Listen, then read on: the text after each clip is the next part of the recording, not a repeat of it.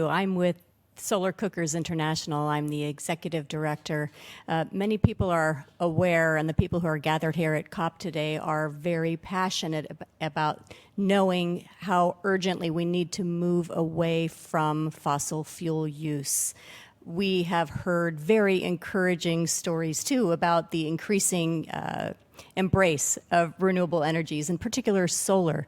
Most of the attention is focused on solar photovoltaic, which, as we know, converts solar energy to electricity. One unremarkable technology that's gone unnoticed, and I notice is not included in most of the conversations, is solar thermal energy, where solar energy is converted directly into heat for immediate use. This is the basic principle behind solar cooker technologies. There's a very simple one shown here. To cook or pasteurize water with solar energy, you need a reflective surface, and it needs to be engineered in such a way that it's directed onto the cooking device and onto the food. Now, may I add that Julie's organization is not selling solar cookers. They are an advocacy group promoting solar cookers. Thank you. We're the umbrella group for the entire global solar cooking sector. So we work with manufacturers, we work with community groups who are developing and making solar cookers and using them in their communities and teaching one another how to use these important tools. We're brand agnostic as an organization. We've recently begun to evaluate the quality of different devices, so every person or every agency that's looking for these devices to help improve the quality of life and simply make cooking possible in places where it has become impossible. That's what we're doing. One day we received a communication from someone who said, "We have now cut down the last tree in our village. We don't know what to cook with anymore. What can we do with solar cookers?" So we're working toward the day when we will not be faced with this anymore.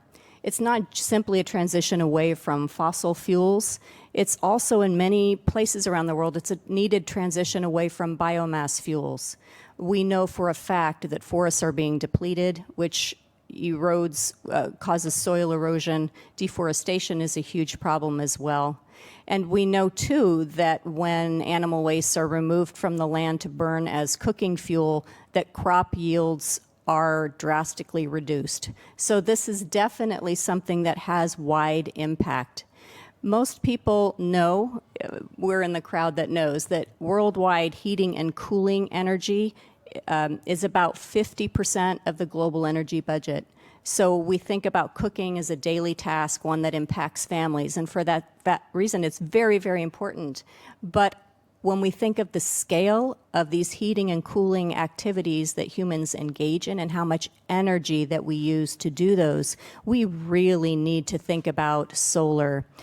But particularly, I invite everyone to think about solar thermal because it's an appropriate technology. It's a simpler technology. Solar PV is fairly sophisticated, constructing and gathering the materials needed for PV panels and also for storage and batteries.